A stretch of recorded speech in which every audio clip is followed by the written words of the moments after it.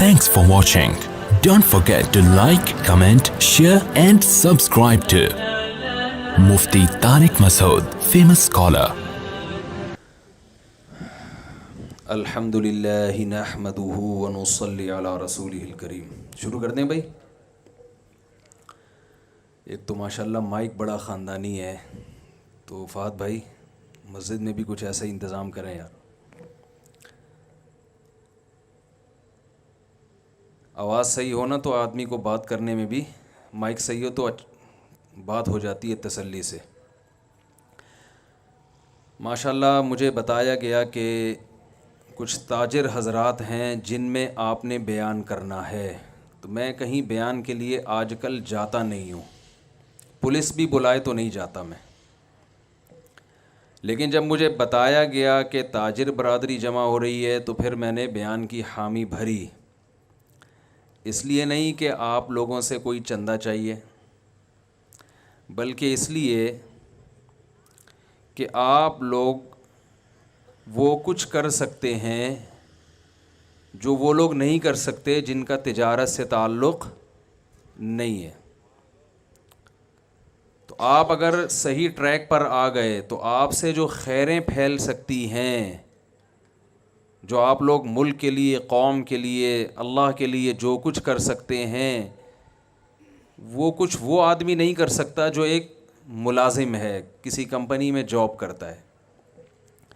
تو میں آپ حضرات سے گزارش کروں گا کہ جتنی دیر میں آپ سے بات کروں، اور میں یہ پہلے گارنٹی دے رہا ہوں کہ یہ تمام باتیں آپ کے فائدے کے لیے ہیں، اس میں میرا دنیاوی کوئی فائدہ، بولنے پر گورنمنٹ کی طرف سے کوئی پابندی نہیں ہے. اگر میں جملہ ادھورا چھوڑوں نا تو آپ نے اس کو کمپلیٹ کرنا ہے، جس سے مجھے یہ لگے گا کہ آپ میرے ساتھ میری بات چیت میں شریک ہیں. میں سمجھا پا رہا ہوں اپنی بات؟ اگر میں کوئی جملہ کمپلیٹ نہیں کرتا، چھوڑ دیتا ہوں اس کو، تو یہ آپ سے اگلوانے کے لیے کہ اگلا لفظ کس نے کہنا ہے، آپ نے کہنا ہے. تو مجھے یہ لگے گا کہ آپ میرے ساتھ شریک ہیں. تو میں جو کچھ کہہ رہا ہوں یہ سب آپ کے فائدے کے لیے، اس میں میرا کوئی فائدہ نہیں ہے. تو یہ بتانا اس لیے ضروری ہے تاکہ آپ بات غور سے سنیں. دیکھیں آپ لوگوں نے بھی بڑے لیکچر دیے ہوں گے، اپنی پروڈکٹ لا کے پوری تقریر کی ہوگی کہ یہ وہ ایک چٹکلا میں اکثر سناتا ہوں کہ ایک آدمی نے گدھا بیچنا تھا، بک نہیں رہا تھا، تو دلال ہوتے ہیں نا، ان سے کہا یار یہ تو بکوا دے مارکیٹ میں. تو اس نے گدھے کے فضائل بیان کرنا شروع کیے. ظاہر ہے چیز مارکیٹ میں جبھی بکے گی جب اس کی آپ اس کے فضائل بیان کریں گے. یہ ایسا ہے، تو اب گدھے کی کیا فضیلت انسان بیان کر سکتا ہے؟ تو دلال نے بتایا یہ گدھا ایسا ہے جس پہ علامہ اقبال نے بھی سفر کیا تھا، یہ گدھا ایسا ہے کہ قائد اعظم نے شفقت کا ہاتھ پھیرا تھا، یہ گدھا ایسا، یہ گدھا ایسا. اتنے فضائل سنائے کہ جو گدھا بیچنے والا تھا، بھائی اتنا اچھا گدھا ہے تو میں اس کو بیچتا نہیں ہوں، یہ مجھے واپس کر دے. تو آپ حضرات بھی اپنی پروڈکٹ کو انٹرویو، اس کا تعارف کرواتے ہیں، لوگوں کو بتاتے ہیں، اس میں ظاہر ہے آپ کا فائدہ ہوتا ہے. تو میں جو آپ کے سامنے یہاں بات چیت کے لیے بیٹھا ہوں، اس میں میرا دنیاوی کوئی فائدہ نہیں ہے. یہ شو مارنے کے لیے نہیں بتا رہا، صرف یہ کہ تاکہ آپ بات غور سے سنیں. یہاں تک بات سمجھ میں آ گئی؟ پتہ نہیں میں نے خطبہ بھی پڑھا ہے کہ نہیں پڑھا. الحمدللہ نحمدہ ونصلی علی رسولہ الکریم. تو میں آج کی جو بات ہے اس کو دو حصوں میں ڈیوائیڈ کروں گا. پہلی تو میں تجارت کی فضیلت بیان کروں گا کہ اسلام میں کمانے کا جو اصل طریقہ ہے وہ بزنس ہے. پھر میں بعد میں بتاؤں گا کہ ایک مسلمان تاجر میں اور ایک غیر مسلم میں کیا فرق ہوتا ہے. تجارت کی فضیلت قرآن سے بھی ثابت، احادیث سے بھی ثابت. قرآن مجید میں اللہ تعالیٰ نے جہاں بھی کمانے کا ذکر کیا ہے، پیسوں کا ذکر کیا ہے، تو اس میں تجارت کے ذریعے کمائی کا ذکر ہے. ملازمت کے ذریعے کمائی کا کہیں ذکر ملتا ہی نہیں ہے. سورہ جمعہ جب نازل ہوئی تو ہوا یہ تھا کہ رسول اللہ صلی اللہ علیہ وسلم جمعہ کا خطبہ دے رہے تھے. ایک تجارتی قافلہ آیا تو کچھ صحابہ اٹھ کے اس سے تجارت کرنے چلے گئے. قرآن نے کہا وَإِذَا رَأَوْا تِجَارَةً أَوْ لَهْوًا انفَضُّوا إِلَيْهَا وَتَرَكُوكَ قَائِمًا. اے نبی جب یہ لوگ کوئی تجارت دیکھتے ہیں تو خطبے میں آپ کو چھوڑ کے چلے جاتے ہیں. صحابہ کو تنبیہ کی کہ آئندہ ایسا نہیں کرنا. اس سے یہ بھی پتہ چلتا ہے کہ صحابہ کے کمانے کا ذریعہ کیا تھا؟ بزنس، تجارت. سورہ مزمل میں دوسرے رکوع میں اللہ رب العزت نے فرمایا، سورہ مزمل کے پہلے رکوع میں تہجد کا حکم دیا گیا ہے. دوسرے رکوع میں اللہ نے فرمایا کہ ساری رات تہجد پڑھنا تمہارے ذمہ ضروری نہیں ہے، کیونکہ تمہارے دن میں بھی کچھ کام ہوتے ہیں. میں سمجھا پا رہا ہوں اپنی بات؟ سمجھ کوئی مشکل تو نہیں ہو رہی نا؟ ظاہر ہے رات کو آرام بھی کرنا ہے کیونکہ دن میں بہت ساری ایکٹیویٹیز ہیں. تو قرآن بیان کرتا ہے کہ تم نے دن میں 2 اہم ترین کام کرنے ہوتے ہیں جس کی وجہ سے رات کو سویا بھی کرو، ساری رات تہجد نہ پڑھو. وہ 2 اہم ترین کام کیا ہیں؟ آخرون یقاتلون فی سبیل اللہ، دن میں تمہاری لڑائی بھی ہوتی ہے، جہاد بھی ہوتا ہے، تو تمہیں آرام بھی چاہیے. اور کیا؟ یضربون فی الارض یبتغون فضلا من اللہ ورضوانا، تم میں بہت سے لوگ تجارت کرتے ہیں، مزاربت بھی تجارت کی ایک قسم ہے، اور وہ اللہ کا جو فضل ہے، روزی ہے، اس کو تلاش کر رہے ہوتے ہیں. تو صحابہ کے 2 کام بیان کیے گئے ہیں جن کی وجہ سے رات کو ان کو ریسٹ کرنے کا حکم دیا جا رہا ہے. ایک میدان جنگ میں لڑائی، اور دوسرا کیا ہے؟ پیسے کمانے کے لیے بزنس. اس کی وجہ سے ان کو رعایت دی جا رہی ہے کہ پوری رات آپ نے تہجد میں نہیں گزار. اس سے بھی پتہ چلتا ہے کہ صحابہ کے کمانے کا ذریعہ کیا تھا. میں نے کہا نا کچھ سوال پوچھوں تو جواب آپ دیں گے. تجارت.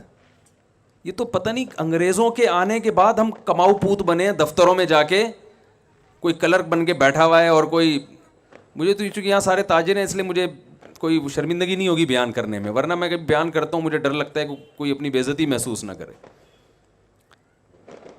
تو یہ تو انگریز کے آنے کے بعد مسلمان ہٹے ہیں تجارتوں سے، اور یہودیوں کے ہاتھ میں تجارت گئی ہے. مسلمانوں کے کمانے کا جو ذریعہ ہوا کرتا تھا وہ بزنس ہوتا تھا، وہ ملازمت نہیں ہوتی تھی.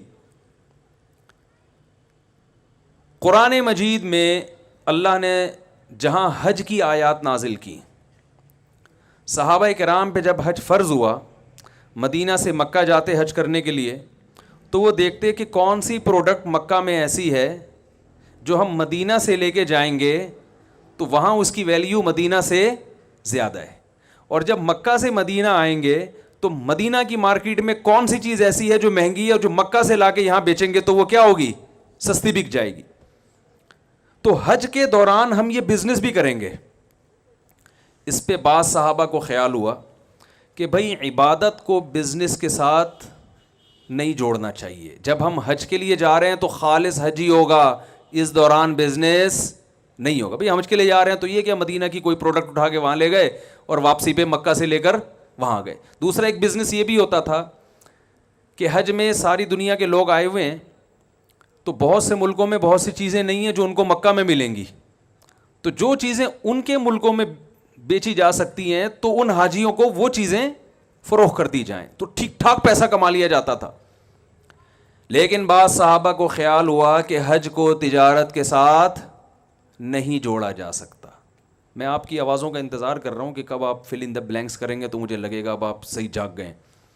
حج کو تجارت کے ساتھ نہیں جوڑا جا سکتا، اس لیے انہوں نے منع کیا. قرآن کی آیتیں نازل ہوئیں، لیس علیکم جناح ان تبتغوا فضلا من ربکم، تم پر کوئی گناہ نہیں ہے کہ جب تم حج کرنے جاؤ تو وہاں اللہ کی روزی تلاش کرو. یعنی جو تجارت تم کر رہے ہو اس میں کوئی حرج نہیں ہے، حج بھی چلے گا ساتھ ساتھ بزنس بھی چلتا رہے گا، اس میں کوئی گناہ نہیں ہے. اس کے بعد سے آج تک حج اور بزنس ساتھ ساتھ. بھائی ساری دنیا کے لوگ جمع ہو رہے ہیں تو اچھا ہے نا، مسلمان کو اگر بزنس کا بھی موقع مل رہا ہے تو ضرور کرو. اللہ نے فرمایا کوئی گناہ نہیں ہے، لیس علیکم جناح، کوئی حرج نہیں. گناہ سے بھی ہلکی چیز ہے حرج. بعض لوگوں کا تقوی کا معیار بہت اونچا ہوتا ہے، وہ کہتے ہیں ہم گناہ سے بھی بچیں گے، اور ایسی چیز جو گناہ تو نہیں ہے لیکن ایک اچھی نہیں سمجھی جاتی، غیر اخلاقی سمجھی جاتی ہے، وہ اس سے بھی بچتے ہیں. تو اللہ نے یہاں فرمایا کہ صرف اس میں اسم نہیں کہ اسم گناہ کو کہتے ہیں، کہ تجارت حج میں کرنے میں گناہ تو دور کی بات، کوئی حرج بھی نہیں ہے, کوئی غیر اخلاقی غیر شائستہ حرکت بھی نہیں ہے. لوگوں کے تانوں, کسی کو تانا دینے کی تمہیں اجازت نہیں ہے کہ یار یہ کیا بات ہے, یہاں سے پاکستان سے چل کے مکہ جا رہا ہے, تو اس نے کہا چلو یار مکہ میں عربوں کو یہ پروڈکٹ پاکستان کی سستی ہے تو وہاں لے جا کے بیچ دو, کوئی مسئلہ نہیں ہے اس میں, یا وہاں کی چیز یہاں لا کے آپ فروخت کر دیں. تو یہ آیت بھی کس کے بارے میں ہے؟ تجارت کے بارے میں. یعنی مال کمانے کے جتنے ذرائع قرآن میں ذکر ہو رہے ہیں, بزنس کے علاوہ کسی اور چیز کا ذکر ہو ہی نہیں رہا. اور چلتے ہیں ہم. جب رسول اللہ صلی اللہ علیہ وسلم کو اللہ نے عربوں میں نبی بنا کے بھیجا تو اللہ نے اپنی نعمتیں گنوائیں عربوں پہ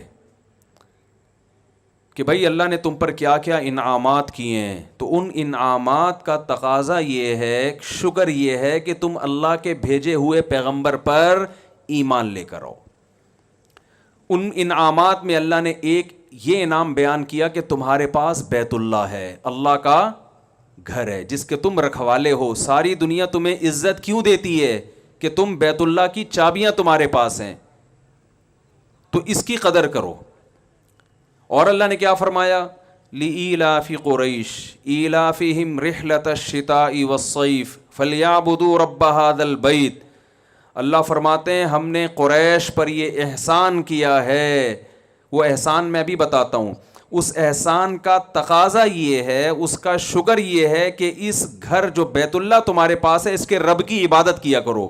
اور احسان اللہ نے کیا بیان کیا, ایلافہم رحلۃ الشتاء والصیف. اللہ نے فرمایا اللہ نے تمہارے لیے تجارت کرنے کے لیے گرمیوں کے سفر کو بھی آسان کر دیا اور سردیوں کے سفر کو بھی آسان کر دیا. بھائی بعض جگہ تجارت سردیوں میں ہوتی ہے اور تاجر گرمیوں میں کیا کر رہے ہوتے ہیں, بیٹھے ہوئے ہوتے ہیں آرام سے, کہہ رہے ہیں یار ہماری جو پروڈکٹ ہے وہ گرمیوں میں سردیوں میں برف بکے گا. بھائی آپ برف کی دکان کھول کے بیٹھ گئے دسمبر میں, ٹھیک ہے نا, اور ٹائمنگ اس کی رات 12 بجے سے صبح 6 بجے تک, تو وہ بکے گی؟ ہر چیز کا موسم ہوتا ہے نا. تو اللہ فرماتے ہیں ہم نے تم پہ تجارت کے ایسے دروازے کھولے ہیں کہ تم شام کا سفر کرتے ہو بزنس کے لیے, گرمیوں میں بھی کرتے ہو اور سردیوں میں. کتنی بڑی اللہ نے نعمت کے طور پہ بیان کیا. کہا کہ تمہارے لیے بزنس کو ہم نے آسان کر دیا. اس آسانی کا شکر یہ ہے کہ اس گھر کے رب کی عبادت کرو. اس سے پتہ چلتا ہے کہ بزنس کسی کے لیے آسان ہو جانا اور بزنس کے لیے ٹریولنگ آسان ہو جانا یہ اللہ کی بہت بڑی نعمتوں میں سے ایک بڑی نعمت ہے. بہت مشکل ہے بات سمجھانا میرے لیے, آپ لوگ کی تو اللہ نے بڑی ذہانت دی ہے. تو اور ہم چلتے ہیں آگے تجارت کے بارے میں. ہم رسول اللہ صلی اللہ علیہ وسلم کی سیرت میں دیکھتے ہیں, آپ جب بھی مال کمانے کی مثالیں دے رہے ہیں تو تجارت ہی کی مثالیں دے رہے ہیں. ایک شخص آیا آپ صلی اللہ علیہ وسلم کے پاس بھیک مانگنے کے لیے, عرض کیا یا رسول اللہ پیسے چاہیے. آپ صلی اللہ علیہ وسلم نے فرمایا کیا تمہارے پاس کچھ ہے نہیں گھر میں؟ یعنی آپ صلی اللہ علیہ وسلم اسے بھیک سے بچانے کے لیے کمانے پہ ڈالنا چاہتے تھے. تو آپ یہ بھی کہہ سکتے تھے کہ جاؤ فلاں کے ہاں ملازمت کرو جا کے. آپ نے یہ نہیں فرمایا, فرمایا تمہارے پاس کچھ بھی نہیں ہے. انہوں نے کہا کچھ بھی نہیں. کہا کچھ تو ہوگا. وہ ایک پیالہ اٹھا کے لے آئے. آپ صلی اللہ علیہ وسلم نے فرمایا اس پیالے کو کون خریدے گا, کتنے میں؟ ایک صحابی نے کہا 1 درہم نے. آپ نے فرمایا کون ہے جو اس سے زیادہ میں؟ یہ بزنس باقاعدہ سکھایا جا رہا ہے. غلط تو نہیں کہہ رہا بھائی میں؟ جاب کی طرف رہنمائی نہیں کی جا رہی, کس کی طرف کی جا رہی ہے؟ بزنس. اور صرف ایسی گائیڈنس سید الانبیاء کہ بھائی تمہارے پاس کچھ بھی نہیں ہے تو آؤ ہم تمہیں طریقہ بتاتے ہیں, اس طریقے سے پیسے کمانا سکھاتے ہیں کہ بزنس بھی ہو جائے گا اور تم لوگوں کے سامنے ہاتھ پھیلانے سے بھی بچ جاؤ گے. آپ یہ کہہ سکتے تھے تمہارے گھر میں اگر برتن ہے نا اسی کو بیچ کے پیسے کمانا شروع کرو. وہ صحابی کہتے ہیں یا رسول اللہ وہ کھانے کی پلیٹ ہے, اسی کو اگر میں نے بیچ دیا تو میں تو اس جس برتن میں کھاتے ہیں وہ بھی غائب ہو جائے گا, تو کھاؤں گا کس؟ شاپر تو تھے نہیں نا اس زمانے میں, کھاؤں گا کیسے؟ اس کی رہنمائی کی جا رہی ہے. آپ صلی اللہ علیہ وسلم نے فرمایا کون ہے جو خریدے گا؟ ایک صحابی نے کہا 1 درہم. فرمایا 1 سے زیادہ میں کون خریدے گا؟ یہ نہیں فرمایا کہ سستے میں بیچ دو ہیں, 1 درہم میں دے دو, اللہ کھلائے گا تمہیں, بلکہ 1 سے کم میں وہ آدھے میں لے رہا ہے, وہ آدھے میں دے دو, سستا ترین کر کے بیچو, اس لیے کہ کھلانے والا کون ہے؟ اللہ. یقیناً اللہ کھلانے والا ہے, لیکن اگر نبی صلی اللہ علیہ وسلم اس موقع پہ یہ طرز عمل اختیار کرتے تو مسلمانوں پہ بزنس اور تجارت کا دروازہ بند ہو جاتا. بزنس تو بزنس ہے, اس میں جھوٹ بولنا جائز نہیں, بیوقوف بنانا جائز نہیں, لیکن بزنس کی ڈیفینیشن یہ ہے بھائی اپنی پروڈکٹ پہ کس طرح زیادہ سے زیادہ ارننگ ہو سکتی ہے, ایک دوسرے کی ضرورتوں سے کیسے فائدہ اٹھایا جا سکتا ہے. تو آپ نے فرمایا کون ہے جو اس سے زیادہ میں خریدے گا؟ صحابی نے کہا 2 درہم میں خریدوں گا. 2 درہم میں بیچ کے آپ نے ان کو 2 درہم پکڑائے, فرمائے 1 سے کھانا خریدو اور 1 سے کلہاڑی لو. وہ کلہاڑی خرید کے لائے, دستے مبارک میں لگایا, فرمایا جاؤ جنگل سے لکڑیاں کاٹ کے بیچو. انہوں نے اچھے خاصے پیسے جمع کر لیے, برتن بھی آ گیا, کھانا بھی آ گیا, صحیح ہے نا, اور اضافی پیسے بھی. تو کس کی طرف رہنمائی کی جا رہی ہے؟ وہی بھول گئے, بزنس کی طرف. صحابہ کرام میں ہم دیکھتے ہیں جتنے بڑے بڑے صحابہ تھے سارے تاجر تھے. آپ کا کیا خیال ہے اس زمانے میں جو جنگیں ہو رہی تھیں جہاد میں, تو کیا ان میں مالی وسائل کی ضرورت نہیں ہوگی؟ میں ذرا آپ کو نا ایک ہمارے جامعۃ الرشید نے صحابہ کرام کے جو اثاثے تھے, جو بڑے مشہور صحابہ ہیں, ان کے اثاثوں کو باقاعدہ کیلکولیٹ کیا تھا تاریخی کتابوں سے نا, کہ ان صحابہ کے اثاثے کتنے تھے, بزنس کی بیس پر ان کے پاس کتنے مالدار تھے یہ. تو میں ذرا آپ کو وہ تھوڑی سی ایک جو ان کی تیاری ہے نا وہ میں آپ کو پڑھ کے سناتا ہوں.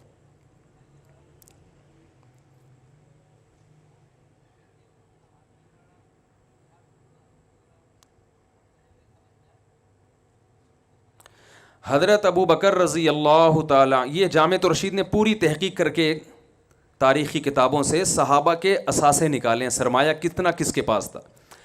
حضرت ابو بکر رضی اللہ تعالیٰ عنہ کے پاس 40,000 درہم چاندی تھی, جو کہ آج کے حساب سے 58 کروڑ روپے بنتے ہیں. میں سمجھا پا رہا ہوں اپنی بات؟ اتنے بڑے بڑے رتبے والے صحابہ تھے, ان کے اثاثے کتنے تھے؟ 58 کروڑ روپے. حضرت عثمان رضی اللہ تعالیٰ عنہ کے پاس موجودہ دولت کی تفصیل کچھ یوں تھی: 3 کروڑ 5 لاکھ چاندی کے درہم, 1 لاکھ سونے کے دینار, اور خیبر, وادی قرا اور کنویں کی صدقہ کی گئی دولت کی مقدار 2 لاکھ سونے کے دینار. اس کے ساتھ ربضہ کے مقام پر ان کے 1000 اونٹ تھے. اگر ہم ان ابن کثیر کے پیش کردہ اعداد و شمار کو حتمی مانیں تو سونے اور چاندی کی موجودہ قیمت کے اعتبار سے جو حضرت عثمان کے اثاثے بنتے ہیں 11 ارب 90 کروڑ 5 لاکھ روپے. یہ کس کے اثاثے تھے بھائی؟ بولو نا یار, کیا ہو گیا بھائی؟ تو میں آپ کو پیسے کمانے کی ترغیب دے رہا ہوں. آپ پہلے مولوی سنیں گے یار ہمیں پیسے کمانے کی ترغیب دے رہا ہے, لیکن میں اس کو سیٹنگ پہ لاؤں گا ابھی, ٹھیک ہے نا. تو کتنے اثاثے ہوئے؟ 11 ارب 90. یہ باقاعدہ تحقیق ہے, یعنی ایسا ہی نہیں ہے کہ ایسے کسی نے اندازہ. 11 ارب 90 کروڑ 5 لاکھ روپے آج کے زمانے کے حساب سے حضرت عثمان رضی اللہ تعالیٰ کے پاس جو ایک ریشو تھا نا کہ اتنی مالیت ان کے پاس رہا کرتی تھی. عبد الرحمن ابن عوف رضی اللہ عنہ کا نام بھی آپ نے سنا ہوگا.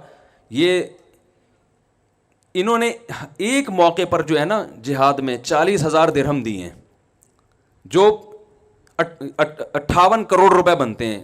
جس نے 58 کروڑ کا چندہ دیا ہوگا, تو چندہ تو آدمی اپنی آمدن میں سے کچھ حصہ نکالتا ہے نا بھئی. ایسا تو نہیں ہوتا کہ آپ کی چندہ دے کے آپ خود چندے کے مستحق بن گئے تھوڑے دنوں میں, ایسا تو نہیں ہوتا نا. اپنی انسان جو ارننگ کا ذریعہ وہ تو سنبھال کے رکھتا ہے نا. تو حضرت عثمان رضی اللہ تعالیٰ عنہ نے میدان جہاد میں ایک مرتبہ جو چندہ دیا اس کی تعداد کتنی تھی؟ میں چندہ نہیں مانگوں گا آپ سے, بے فکر رہیں. آپ کہیں اچھا بھی ہمیں یہ گلوا کے نا آہستہ آہستہ لائیں گے کہ اب آپ بھی کچھ 2-3 کروڑ نکالیں. تو 58 کروڑ روپے حضرت عثمان نے کیا دیا؟ چندہ. ایسے بہت سارے صحابہ ہیں, یہ پوری ان کی جو ہے تحقیق لکھی ہوئی, میں پڑھوں گا تو کافی ٹائم ہو جائے گا. جتنے بڑے بڑے محدثین ہیں وہ سارے کیا تھے؟ تاجر. خود رسول اللہ صلی اللہ علیہ وسلم نے نبوت سے پہلے کمانے کا جس چیز کو ذریعہ اختیار کیا وہ کیا تھی؟ تجارت. آپ نے پوری زندگی تجارت کی. ہاں بکریاں چرائی ہیں, وہ ملازمت تھی. وہ اس لیے کہ رسول اللہ صلی اللہ علیہ وسلم نے فرمایا کوئی نبی دنیا میں ایسا نہیں آیا جس سے اللہ نے بکریاں نہ چروائی ہوں. وہ ایک مصلحت ہے, قوت برداشت پیدا کروانا, وہ ایک الگ چیز ہے. لیکن آپ صلی اللہ علیہ وسلم کی جو غربت کو، مسکنت کو اللہ نے دور کیا وہ بھی تجارت کے ذریعے. ابھی قاری صاحب نے سورہ ضحیٰ کی تلاوت کی نا، وَوَجَدَكَ عَائِلًا فَأَغْنَا، اے نبی ہم نے آپ کو غریب اور مسکین پایا سو ہم نے آپ کو مالدار بنا دیا. یہ مالدار کیسے بنایا کہ حضرت خدیجہ رضی اللہ تعالیٰ عنہ کے پاس پیسہ تھا، پیسے کو انویسٹ کرنے کے لیے کوئی ایماندار آدمی نہیں مل رہا تھا. انہوں نے نبی صلی اللہ علیہ وسلم سے نکاح کیا کہ پیسہ میرا ہوگا اور اس پیسے سے کاروبار کون کریں گے؟ رسول اللہ صلی اللہ علیہ وسلم. اس سے اللہ تعالیٰ نے آپ صلی اللہ علیہ وسلم کے مال میں بھی اضافہ کیا اور حضرت خدیجہ رضی اللہ تعالیٰ عنہ کے مال میں بھی اضافہ کیا. تو ہم اگر اس پہ میں بہت کچھ کہا جا سکتا ہے تجارت کی فضیلت پر. اسلام کا جو مزاج ہے، مزاج وہ بھی کیا ہے؟ تجارت کا ہے. اس لیے کہ اسلام کسی کی غلامی پسند، بولے نا بھائی، نہیں کرتا. ایسا نہ ہو آپ کے سارے امپلائی چھوڑ چھاڑ کے بھاگ جائیں کہ وہ اپنی کمپنیاں کھول رہے ہیں. اسلام غلامی کو کیا، اسلام کا مزاج میں غلامی نہیں. غلامی صرف کس کی ہوگی؟ بولے نا بھائی، اللہ کی ہوگی. تو آپ بتاؤ، تاجر اپنا کھاتا ہے نا، اپنی مرضی سے آفس پہنچے گا، جب دل چاہے گا دکان بند کر دے گا. ملازم کو یہ سہولتیں ہیں. بلکہ دفتروں میں جو آج کل حالات چل رہے ہیں نا، اس میں تو آپ کو پتہ ہے کہ باس کو مکھن لگانے کے علاوہ کوئی اور کام ہوتا ہی نہیں ہے. پیٹھ پیچھے بیٹھ کے صبح سے شام تک برائیاں کرتے رہیں گے اس کی. جیسے ہی آئے گا تو سر کیونکہ اس کو پتہ ہے نچوڑ تیل کہاں سے نکلے گا، اسی کنویں سے نکلے گا. تو اسلام کے مزاج میں کیا ہے؟ سر اٹھا کے جینا. یہ تاجر تو سر اٹھا کے جی سکتا ہے، ملازم سر اٹھا کے نہیں جی سکتا. ملازمت میں آپ کی محنت کا فائدہ کون اٹھائے گا؟ جس کے آپ ملازم ہیں، فائدہ سارا وہ اٹھائے گا. میں دنیا میں الحمدللہ میرے اب سفر ہونے شروع ہوئے ہیں، بہت سارے ملکوں میں جانا ہوا، پاکستان میں بہت سی جگہوں میں جانا ہوا. میں نے جتنا کامیاب تاجروں کو دیکھا اتنا کسی اور کو نہیں دیکھا. اور تجارت کے لیے میرا ایک اصول بن گیا کہ اس کے لیے انٹر میں فیل ہونا ضروری ہے. یعنی اتنے میں نے تجربے کیے نا کہ جس کو بھی میں نے دیکھا نا کروڑوں اربوں میں کھیل رہا ہے، وہ اسکول کا بھاگا ہوا ہے. معذرت کے ساتھ شاید میرا تجربہ غلط ہو. ابھی سیالکوٹ میں ایک تاجر ہیں، انہوں نے بہت اللہ نے ان کو نوازا ہے، ایکسپورٹ ہوتا ہے ان کا مال، بہت کروڑ پتی آدمی ہے. میں پچھلے ہفتے سیالکوٹ میں تھا تو کسی ہوٹل میں ہم ٹھہرے ہوئے تھے، وہاں اتفاق سے کراچی کے ایک تاجر کی ملاقات ہو گئی. وہ کراچی کی اردو جب ہم نے بولی تو وہ ایک دم کان کھڑے ہو گئے، یار یہ کراچی کی اردو کا لک کہاں سے آ رہا ہے. وہ فوراً مڑ کے میری طرف آئے تو کہہ رہے ہم تو آپ سے اڑے تڑے بھی ہم نے لیاری سے سیکھا ہے، ٹھیک ہے، تو آپ تو ہم کب سے آپ کو تلاش کر رہے ہیں. اب وہ جو سیالکوٹ کے اصل تاجر تھے وہ بھی، یہ کراچی والے بھی، یہ امریکہ سے آئے ہوئے تھے، امریکہ میں بزنس کر رہے ہیں. میں نے دونوں کی کوالیفیکیشن پوچھی تو کوئی بھی انٹر سے آگے نہیں بڑھ سکا. اور ان کی کامیابی کی وجہ یہی تھی کہ وہ انٹر سے آگے، بولے نا بھائی، نہیں بڑھ سکے. اگر وہ پڑھ لیتے تو میرا خیال ہے وہ ذاتی ایئرپورٹ نہ بنا رہے ہوتے اپنا، ٹھیک ہے نا. دبئی گیا ہوں، وہاں بڑے بڑے تاجروں سے ملا، سارے اسکول کے بھاگے ہوئے. بھاگنے کی ترغیب نہیں دے رہا کہ آپ اپنے بچوں کو اسکول سے بھاگیں، لیکن پتہ نہیں کہ قدرت کا سسٹم ایسا ہے، نظام ایسا ہے. یہ بتانے کے لیے آپ کو یہ میں تجربہ شیئر کر رہا ہوں آپ کے ساتھ. دبئی میں بڑے بڑے تاجروں سے میری ملاقات ہوئی جو کروڑوں میں کھیل رہے ہیں، سب اسکول کے بھاگے ہوئے اور سب غریب فیملی سے جن کا تعلق تھا. تو تجربے سے ہم نے یہ سیکھی کہ تجارت کے لیے پیسہ بالکل بھی نہیں چاہیے. یہ تجربہ ابھی تو شیئر کر سکتا ہے نا انسان. ایسے میں IBA یونیورسٹی میں میرا بیان تھا، موضوع یہی بزنس تھا. تو میں نے ان کو ایک بات بتائی، میں نے کہا بہت معذرت کے ساتھ، اچھا میں ایک پٹھان کو لے گیا اپنے ساتھ، وہ بیچارہ کچرا چنتے چنتے نا کروڑ پتی بن گیا. کچرا چنتے چنتے، کچرے میں کیا ہوتا ہے کہ بھائی اس کو پتہ چل گیا بھائی جو ہے نا کاپر کیا ہوتا ہے، تانبا، پیتل، لوہا، ہر چیز کا فرق وہ پہچان گیا. ہوتے ہوتے ہوتے ہوتے اس نے وہی ظاہر اپنی دکان بنا لی اسکریپ کی. پھر ہوتے ہوتے یہ جو ہے نا اتنا اللہ نے اس کا بزنس کہ وہ کروڑ پتی، اس کے تو 20-30 تو اکاؤنٹ ہیں اس کے.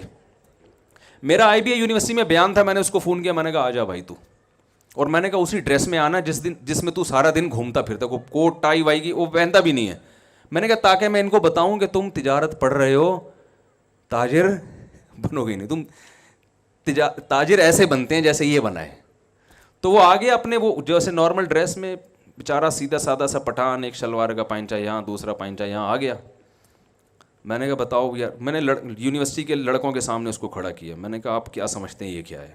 انہوں نے کہا ایسے ہی بیچارہ سیدھا سادہ سا کوئی ہوگا، ان کے خیال میں کہیں چوکیداری کر رہا ہوگا. میں نے کہا بھائی اس کی اتنی چیک بکیں ہیں نا کہ اس کو گننے کے لیے ایک بندہ چاہیے. ٹھیک ہے نا، گاڑیاں ہی ایسے بدلتا ہے جیسے آپ پینٹ بدلتے ہو. اور میں نے کہا شروع اسکول کتنا پڑھا ہے؟ ایک جماعت بھی اسکول میں نہیں پڑھا ہوا. صرف محنت، ایمانداری، جو ٹائم لوگوں کو پیمنٹ کا دے رہا ہے اس میں ایک سیکنڈ بھی آگے پیچھے نہیں. میں نے اس کو 8 بجے کا ٹائم دیا تھا پہنچنا ہے، میں تھوڑا لیٹ ہو گیا، وہ ٹائم سے پہلے پہنچا ہوا تھا. تو میں نے کہا آپ لوگ جو بزنس پڑھ رہے ہیں نا، تو یہ ذہن میں رکھیں آپ بزنس کے علاوہ دنیا کا ہر کام، بول لو نا بھائی، یہ ماہرین کہتے ہیں. میں تو مولوی آدمی، میں کیا ایسی باتیں کر سکتا ہوں، لیکن ہم نے ماہرین سے سنا ہے کہ جو بزنس پڑھتا ہے وہ دنیا میں بزنس کے علاوہ دنیا کا ہر کام، بولو نا بھائی کیا ہو گیا؟ آپ کے فائدے کی باتوں کے لیے میں بیٹھا ہوں، یہ پہلے بتا دوں میں آپ کو. تو ہم دنیا میں جہاں بھی گئے، میں ملیشیا گیا، وہ میں نے پٹھان تاجر دیکھے، سیدھے سادے پہاڑوں کے رہنے والے، کروڑوں میں کھیل رہے ہیں. وہ لنکاوی جزیرہ سنا ہوگا آپ نے، وہاں ایک بہت بڑا تاجر ہے. میں اس لیے زیادہ نہیں قریب جا رہا کہ وہ کہے گا یار ہمارے سارے راز فاش کر رہے ہو آپ مجھ سے بیٹھ کے. یار تم یہاں تک کیسے پہنچے؟ تمہارے ہوٹل ہیں، تم اتنی ارننگ کیسے کر رہے ہو؟ بھائی ہم تو ایسے ہی آئے تھے بھگوڑے، کچھ تھا نہیں پاکستان میں، ہمیں مل نہیں رہا تھا، یہاں بھگا دیا. تو یہاں ہم نے جس چیز میں ہمیں لگانا کہ اسے خرید کے بیچنے میں کچھ پروفٹ ہے، ہم نے وہ کام کیا. اور 8-10 سال میں اتنا تجربہ ہو گیا کہ آج اتنے بڑے بڑے ان کے ڈاکٹر ذاکر نائک ان کے ہوٹل میں جا کے ٹھہر رہے ہیں. ٹھیک ہے نا، حضرت مفتی تقی عثمانی صاحب جا رہے ہیں وہاں پہ، ہمیں بلایا اس نے. تو آتا کچھ بھی نہیں ہے. تو پہلے تو میں یہ تجربہ شیئر کرنے کا مقصد یہ ہے کہ اسلام نے بزنس کو اتنا زیادہ فوکس کیوں کیا. اس پہ اور بھی بہت سی آیتیں، حدیث ایک روایت میں آتا ہے رسول اللہ صلی اللہ علیہ وسلم نے فرمایا تسعۃ اعشار الرزق فی امتی فی التجارہ. روایت میں آتا ہے کہ نبی صلی اللہ علیہ وسلم نے فرمایا میری امت کے 10 میں سے 9 حصے رزق اللہ نے تجارت میں رکھا ہے. 10 میں سے 9 حصے کس میں رکھا ہے؟ تجارت میں. ہم کہاں تلاش کر رہے ہیں؟ دوسرے کاموں میں. حضرت عمر رضی اللہ تعالیٰ عنہ کا ارشاد ہے کہ مجھے اللہ کے راستے جہاد میں موت کے بعد سب سے زیادہ جس راستے میں موت محبوب ہے وہ یہ ہے کہ میں تجارت کرتا ہوا دنیا سے چلا جاؤں. جہاد کے بعد جو شہادت ہے اس کے بعد اگر میں چاہتا ہوں کسی راستے میں موت آئے تو وہ کون سی راستہ ہے؟ کہ میں تجارت کر رہا ہوں. تو بھائی اسلام نے اتنا فوکس کیوں کیا ہے؟ سوال یہ پیدا ہوتا ہے نا، تجارت کو اتنا فوکس کیوں کیا ہے؟ ایک وجہ تو یہ ہے، رسول اللہ صلی اللہ علیہ وسلم نے فرمایا المؤمن القوی خیر من المؤمن الضعیف. طاقتور مومن اللہ کو کمزور مومن سے زیادہ، بول لینا بھائی کیا ہو گیا، پسند ہے، محبوب ہے. طاقتور مومن اللہ کو زیادہ محبوب کیوں ہے؟ کیونکہ مسلمان کے طاقتور ہونے سے اسلام طاقتور ہوگا. علماء کہتے ہیں یہاں طاقت سے صرف جسمانی قوت مراد نہیں ہے. طاقت کی ڈیفینیشن یہ ہے کہ آپ وہ کچھ کر سکتے ہو جو دوسرا نہیں کر سکتا.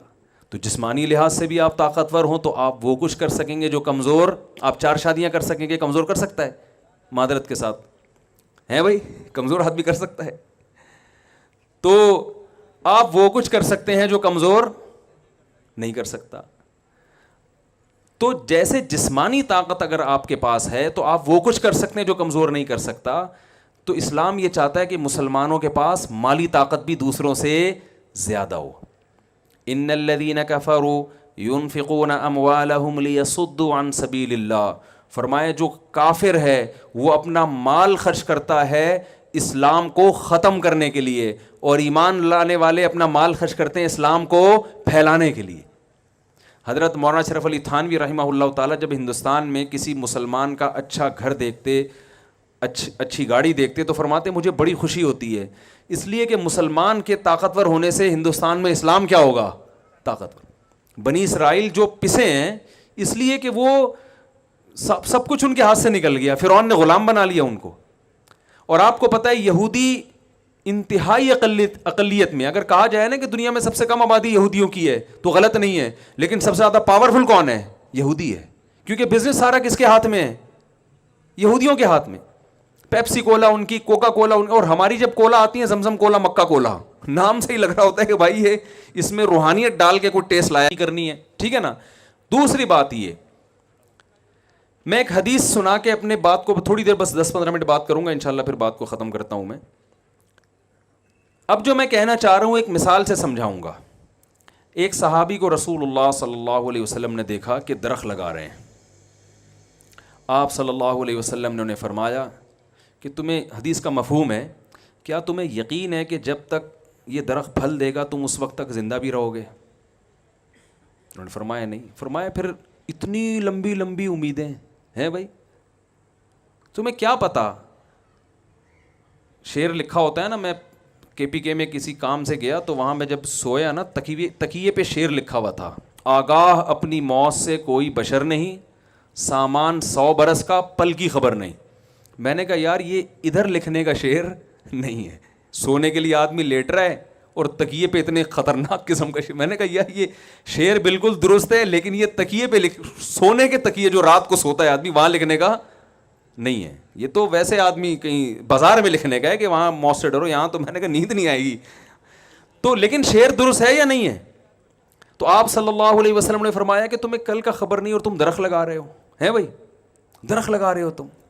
اس حدیث سے کیا لگ رہا ہے, جو میسج مل رہا ہے سرسری طور پر اگر دیکھا جائے, میسج یہ مل رہا ہے کہ درخت لگانا اسلام میں کوئی اچھا کام. بول لینا بھائی, دیکھو تو نہیں ہے, بولنے میں کیا جا رہا ہے. درخت لگانا اسلام میں کوئی اچھا کام نہیں ہے. جو بھی درخت لگائے گا, مولوی صاحب یہ حدیث پیش کریں گے, یار وہ صحابی لگا رہے تھے درخت اور آپ صلی اللہ علیہ وسلم نے فرمایا تمہیں کل کا پتہ نہیں, پلاننگ, کھجور کا درخت تو 5 سال بعد جا کے پھل دیتا ہے, 5-5 10-10 سال کی پلاننگ کر رہے ہو, کوئی فائدہ نہیں ہے. لہذا یہ جو لگے ہوئے ہیں ان کو بھی کاٹ دو تاکہ دنیا سے محبت جڑ سے کیا ہو جائے, ختم ہو جائے. اس حدیث سے یہ پتہ چل رہا ہے. لیکن دوسری حدیث میں آتا ہے, صحیح مسلم کی حدیث, آپ صلی اللہ علیہ وسلم نے فرمایا جس نے درخت لگایا زندہ نہیں رہا, وہ پھل تک اس نے وہ اس کے پھل نہیں دیکھے, مر گیا, جب تک لوگ اس درخت سے فائدہ اٹھائیں گے اس کا پھل کھائیں گے, حتیٰ کہ پرندے بھی اس درخت سے جو فائدہ اٹھائیں گے, جانور بھی جو فائدہ اٹھائیں گے. جانوروں کا کیا فائدہ ہوتا ہے, گھونسلے بنا کے رہتے ہیں, اس سے چگتے ہیں, لوگ سایہ حاصل کرتے ہیں. فرمایا پرند اور چرند بھی جو فائدہ اٹھائیں گے اس کو قبر میں اس کا ثواب, بولے نا بھائی, ملتا رہے گا. دیکھو دونوں حدیثیں ایک دوسرے کی اپوزٹ. اس حدیث سے کیا پتہ چلتا ہے, درخت بولو نا بھائی لگانے چاہیے, یہ پتہ چل رہا ہے نا. پہلی والی حدیث سے پتہ چل رہا ہے نہیں لگانا چاہیے, دوسری سے پتہ چل رہا ہے لگانے چاہیے. تو ظاہر ہے ایک پیغمبر 2 متضاد باتوں کا حکم تو نہیں دے سکتے نا. اصل میں پہلے جو منع کیا جا رہا ہے اس میں درخت لگانے سے مقصد کچھ اور تھا, یہاں جو لگانے کی ترغیب دی جا رہی ہے اس سے مقصد کچھ اور ہے. درخت ایک ایگزامپل ہے, درخت ایک ایسی چیز ہے کہ جتنا ہوتا ہے, جتنا نظر آتا ہے نا تو اتنا نہیں ہوتا, بلکہ اس کے پھل ہیں, اس کے ثمرات ہیں, جس کو پھل کہا جاتا ہے, اس کا پروفٹ ہوتا ہے. ایک آم کی گٹلی لاکھوں آم پیدا کرتی ہے کہ نہیں کرتی؟ تو درخت کا بیسک مقصد یہ ہوتا ہے کہ ایک آم کی گٹلی ڈالوں گا یہ ضائع ہو رہی ہے, انویسٹمنٹ ایک آم کی گٹلی کی ہے اور پروفٹ لاکھوں آم کی شکل میں. ایک کھجور کی گٹلی دفن کی جا رہی ہے, ضائع ہو رہی ہے نا, آپ کی گٹلی آپ نے زمین میں دبا کے ضائع کر دی, اس لالچ میں ضائع کرتے ہو یار یہ انویسٹمنٹ ہے, اس کا جو پروفٹ ہوگا کھجور, لاکھوں کھجور پیدا ہوں گے, تو ایک ضائع کرنے میں کوئی حرج نہیں ہے. بزنس بھی یہی ہے. یہ تو ایک مثال ہے حدیث میں جو ہر جگہ فٹ کی جا سکتی ہے کہ آپ نے اگر اپنی صرف دنیا کو سامنے رکھ کے کاروبار کرنا ہے تو آپ صلی اللہ علیہ وسلم آپ کو بتا رہے ہیں کہ بھائی تم 20-20 30-30 سال کی پلاننگ کر رہے ہو, کل کوئی ٹرک کچل کے چلا گیا, یہ سب فیکٹری کیا ہو جائے گی, تباہ و برباد. یہ اچھا سودا نہیں ہے. تم نے کاروبار کرنا ہے, بزنس کا درخت لگانا ہے یہ سوچ کے کہ زندہ رہا تو کھاؤں گا, نہیں رہا تو اولاد فائدہ اٹھائے گی, مسلمان فائدہ اٹھائیں گے, اس سے میں غریبوں کی مدد کروں گا, خود بھی کھاؤں گا, لوگوں کو بھی کھلاؤں گا. کیونکہ رسول اللہ صلی اللہ علیہ وسلم نے فرمایا الید العلیٰ خیر من الید السفلی, اللہ کو خرچ کرنے والا ہاتھ مانگنے والے ہاتھ سے زیادہ پسند ہے. اور آپ صلی اللہ علیہ وسلم نے فرمایا جو شخص اس نیت سے تجارت کرتا ہے کہ لوگوں کے سامنے ہاتھ نہ پھیلانا پڑے, سر اٹھا کے جیوں میں, کھلانے والا بنوں کھانے والا نہ بنوں, اور ایمانداری کے ساتھ یہ کام کرے, تو قیامت کے دن آپ صلی اللہ علیہ وسلم کی صحیح حدیث ہے, پیغمبروں کے ساتھ اس کا حشر ہوگا, انبیاء کے ساتھ اس کا حشر ہوگا. تو بزنس سے آپ کا مقصد آخرت ہونی چاہیے, اور آخرت آپ کو دنیا کی نعمتوں سے محروم نہیں کر رہی. یعنی آپ کہیں یار آخرت کا کانسیپٹ تو یہ, پھر ہم سب کچھ صدقہ کر دیا کریں, خود چنچی میں جایا کریں, غریبوں کو لینڈ کروزر خرید کے دیں, یہ نہیں ہے. ہمیں حدیث میں اس پہ بھی رہنمائی ملتی ہے. کتنا آسان دین ہے بھائی, کتنا بالکل فطرت اللہ التی فطر الناس علیہا. اللہ نے قرآن کی کوئی ڈیفائن کیا, فرمایا یہ وہی نیچر ہے جس پہ میں نے لوگوں کو پیدا کیا ہے. یہ کوئی ایسی ہوائی اور آسمانی باتیں کرے گا ہی نہیں. یہ سارے مذاہب دنیا میں تباہ کیوں ہو گئے؟ انہوں نے ایسے ایسے فلسفے پیش کیے نا جو لوگوں کی نیچر نے اس کو اپیل نہیں کیا. 4-6 مکھنچو تو جمع ہو گئے. عیسائیوں نے کہا کہ اللہ جب راضی ہوگا جنگلوں میں جا کے عبادت کرو, تو 4-6 چلے گئے, وہیں مر گئے. ٹھیک ہے نا. قوم نے اس کو ایکسیپٹ نہیں کیا. سائنسدان پیدا ہونے لگا, ترقی کرو یار, دنیا میں اللہ نے خربوزہ پیدا کیوں کیا اگر اسے کھانا نہیں ہے؟ بھائی آم پیدا کیوں کیا اگر اسے اوائڈ کرنا ہے, کھانا نہیں ہے؟ تو اسلام وہ بات کرتا ہے جو کس کے مطابق ہوتی ہے؟ نیچر کے مطابق. تو آپ صلی اللہ علیہ وسلم کے پاس ایک صحابی آئے. اچھا لوگ, میں یہ صحابی والی حدیث بیان کرتا ہوں بعد میں, پہلے میں ایک اشکال قائم کرتا ہوں کہ سوال یہ پیدا ہوتا ہے کہ اتنی فضیلت ہے تو آپ صلی اللہ علیہ وسلم نے پھر پیسہ کیوں نہیں کمایا؟ آپ کی غربت میں کیوں موت واقع ہوئی؟ آپ کے کپڑے کیوں ایسے پیون زدہ؟ اور آپ کی سواری اتنی سادہ کیوں؟ اور آپ 40 دن گھر میں چولہا جل کیوں نہیں رہا؟ سوال پیدا ہوتا ہے نا. جب ابو بکر جو آپ کے اتنے قریبی ساتھی ہیں وہ تو 58 کروڑ روپے کے مالک ہیں, اور نبی صلی اللہ علیہ وسلم ایک چیز کے بھی مالک نہیں ہے. تو یاد رکھیں رسول اللہ صلی اللہ علیہ وسلم کے پاس جتنا پیسہ آیا آپ نے وہ رکھا نہیں ہے. صبح آیا تو شام ہونے سے پہلے صدقہ کر دیا, وہ رکھا نہیں ہے. کیونکہ آپ کو اللہ نے ایسا کامل بنایا کہ اگر آپ رکھ لیتے نا, کل غیر مسلم اعتراض کر سکتے تھے کہ یہ سارا کس کی مسئلہ تھا, یہ نبوت اصل میں پیسوں کا معاذ اللہ. تو آپ نے اپنی ذات کو ایسا بنا کے رکھا کہ کوئی کل انگلی نہ اٹھا سکے, کوئی معاذ اللہ نقل کفر عیش و عشرت کا تانا نہ دے سکے. جیسے آپ نے اتنی شادیاں کی نا, تو اب غیر مسلم تانا دیتے ہیں یار معاذ اللہ اتنی شادیاں کی آپ نے. تو بھائی آپ نے جو اتنی نکاح کی ہے, وہ نکاح کا طریقہ اگر آپ دیکھ لیں تو پھر پتہ چلتا ہے کہ معاذ اللہ نقل کفر یا عیاشی کی بیس پہ یہ نہیں ہو سکتے. کیوں؟ اس زمانے میں سب 10 بیویاں رکھا کرتے تھے, عرب میں رواج تھا, اور جلدی شادی کیا کرتے تھے. آپ نے شادی دیر سے کی 25 سال کی عمر میں, حالانکہ اس زمانے میں رواج کیا تھا 15 سال کی عمر میں. آج بھی گاؤں دیہاتوں میں سب کب نکاح کرتے ہیں 15 16 سال میں شادیاں ہو جاتی ہیں. آپ نے پہلی شادی کی 25 سال میں, اور کی کس سے؟ 40 سالہ خاتون سے جو 2 دفعہ بیوہ ہو چکی ہیں. بہت مشکل ہے بات سمجھانا بھائی. کتنی دفعہ بیوہ ہو چکی ہیں؟ 25 سال میں. نقل کفر نباشت. کوئی انسان جسے خواہشات پوری کرنے کا شوق ہو, اس زمانے میں جہاں جلدی شادیاں ہوتی ہیں اور درجنوں شادیاں ہوتی ہیں لوگوں کی, وہ شادی بھی 25 سال کی عمر میں کر رہے ہیں, اور اپنے سے 15 سال بڑی خاتون سے جو 2 دفعہ بیوہ ہو چکی ہیں. اور پھر آپ صلی اللہ علیہ وسلم نے 25 سال انہی پر اکتفا کیا ہے, جبکہ عرب میں ایک بیوی پر قرات کو معیوب سمجھا جاتا تھا. آج بھی لوگ معیوب سمجھتے ہیں. آپ جا کے بتائیں میری ایک بیوی ہے, وہ تمیز سے بات ہی نہیں کریں گے آپ سے. بولے یار تم 2 شادیاں تو کر نہیں سکتے, کیا انقلاب لے کر آؤ گے؟ معذرت تھوڑے سا یہ ٹاپک آ جاتا ہے, تڑکا لگ جاتا ہے اس کا. تو وہ معیوب سمجھتے تھے. اس کے باوجود آپ کیا کر رہے ہیں؟ اسی بیوہ کے ساتھ 50 سال تک آپ صلی اللہ علیہ وسلم نے ان کے ساتھ گزارا کیا ہے, جبکہ کلچر اس کو قبول نہیں کر رہا. اور ان سے اتنی محبت کی کہ امی عائشہ فرماتی ہیں مجھے کسی پر ایسے رش نہیں آتا تھا جتنا رش حضرت خدیجہ پہ آتا تھا. اس کے بعد آپ نے دھڑا دھڑ نکاح کیے, ہجرت کے بعد کثرت سے نکاح کیے, یہ بتانے کے لیے کہ وہ جو میں نے کیا تھا نا وہ میرا مزاج تھا, اب جو میں کر رہا ہوں وہ اسلام ہے. نہیں آ رہی بات؟ یہ والی باتیں تو بالکل سمجھ میں آئیں گی نہیں نا, وہ والی پھر بھی تھوڑی تھوڑی آ جائے گی. تو پھر آپ نے جلد نکاح کی ترغیب بھی دی. جو 15 سال کا شباب ہوتا ہے زمانہ, اس میں آپ نے ترغیب دی. گویا آپ نے بتا دیا کہ بھائی میں نے جو کچھ کیا اس کی ایک حکمت مسلط تھی, لیکن جب ہجرت ہو گئی ہے, اسلام کے تفصیلی حکام آ رہے ہیں, تو اب میں جو آرڈر کروں گا تم نے اس آرڈر کو فالو کرنا ہے. وہ آرڈر یہ ہے کہ نکاح میں تاخیر مت کرو. 25 سال میں نکاح اسلام میں تاخیر کی عمر سمجھی جاتی ہے, جلدی کرو نکاح. سمجھ میں آ رہی ہے بات؟ تو اللہ نے اپنے نبی سے کچھ ایسے کام کروائے ہیں تاکہ کل کوئی انگلی نہ اٹھا سکے. تو کوئی بدبخت ہمارے نبی کی شان میں گستاخی نہیں کر سکتا کہ آپ کو یہ تانا دے. بھائی اگر معاذ اللہ عیش کے لیے کیے تو پہلے کرتے نا. کوئی ہے نوجوان جس میں ظرف ہے جو 15 سالہ بڑی عورت سے نکاح بھی کرے اور 25 سال اسی کے ساتھ گزار دے؟ ایسے کوئی عیش و عشرت والا میرا خیال ہے مارکیٹ میں آج تک پیدا نہیں ہوا ہوگا. تو جو آج کل لوگ مارکیٹ میں, جس مارکیٹ کی بات, آپ تاجر لوگ ہیں نا تو مارکیٹ کا لفظ زیادہ سمجھیں گے آپ. تو ہمارے نبی صلی اللہ علیہ وسلم کو کچھ ایسے کام کروائے گئے. تو آپ کے پاس دولت بہت آئی مگر صبح آئی اور شام ہونے سے پہلے صدقہ. تو جب رکھا ہی نہیں ہے تو کپڑے کہاں سے پہنے؟ ٹھیک ہے نا, وہی پیون زدہ کپڑے, وہی خوراک آپ صلی اللہ علیہ وسلم کی. لیکن جن صحابہ نے پیسہ رکھا ان کو آپ نے منع نہیں کیا, اور یہ ترغیبات دی ہیں. المؤمن القوی خیر من المؤمن الضعیف, تجارت کے فضائل بیان کیے. اب میں یہ عرض کر رہا تھا کہ ایک صحابی رسول اللہ صلی اللہ علیہ وسلم کے پاس آئے, پراگندہ بال, پھٹے پرانے کپڑے. آپ نے فرمایا کیا تمہارے پاس پیسہ نہیں ہے جس سے تم اپنے کپڑوں کو درست کر لو, بالوں کو درست کر لو؟ نے فرمایا ہاں. تو آپ صلی اللہ علیہ وسلم نے فرمایا ان اللہ یحب ان یرا اثر نعمتہ علی عبدہ.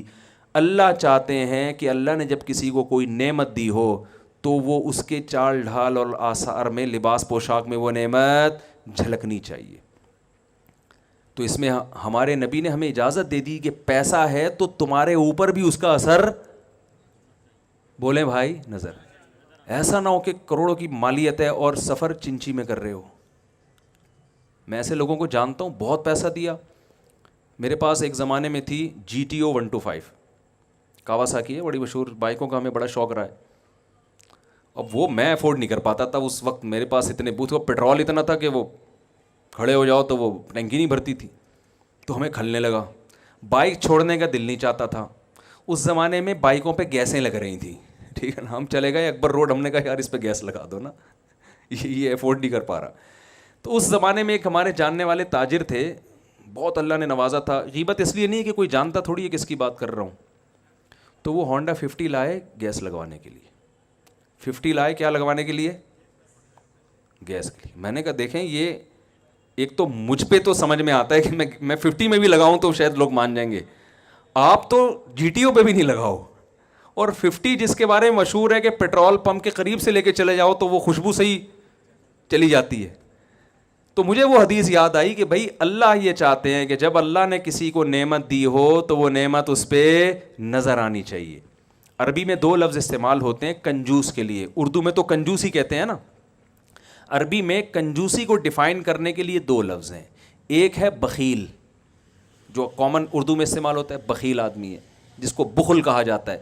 اور ایک ہے شحیح, شین اور بڑی ہے, پھر یا اور پھر بڑی ہے, حلوے والی ہے جسے کہتے ہیں, ٹھیک ہے نا. شحیح کہتے ہیں یہ کنجوسی کا سپرلیٹو ڈگری ہے. بخیل عربی میں کہتے ہیں وہ کنجوس جو دوسروں پہ خرچ کرتے ہوئے, جس کے پاس پیسہ ہو مگر دوسروں پہ خرچ کرتے ہوئے جان نکلتی ہو, اس کو کیا کہتے ہیں عربی میں؟ بخیل. اور شحیح اس کو کہتے ہیں جس کمبخت کی اپنے اوپر خرچ کرتے ہوئے بھی, بولو بھائی, جان نکل. یہ کنجوسی کی سپرلیٹو ڈگری ہے کہ اتنا کچھ ہے, نہ کمبخت گاڑی صحیح رکھتا ہے, نہ گھر صحیح بناتا ہے, نہ کھاتا صحیح ہے. تو اسلام نے اس کو پسند نہیں کیا کہ آپ دولت رکھیں اور جھلکے نہ, آپ سے نظر نہ آئے. نبی صلی اللہ علیہ وسلم نے رکھی نہیں ہے. تو یا تو اتنا بڑا ظرف ہو کہ رکھنا ہی نہیں ہے, تو اتنا بڑا ظرف تو مارکیٹ میں میرا خیال ہے شارٹ چل رہا ہے, اور ہمیں اجازت بھی نہیں ہے. بعض صحابہ کو نبی نے اجازت نہیں دی کہ سب کچھ صدقہ کر دو, فرمایا نہ, سب کچھ صدقہ کرنے کی آپ کو اجازت نہیں ہے. تو آپ نے تجارت سے نیت کیا کرنی ہے؟ نیت ہے آخرت کی. یہ درخت جو ہم لگا رہے ہیں یہ کس لیے لگا رہے ہیں؟ آخرت کے لیے.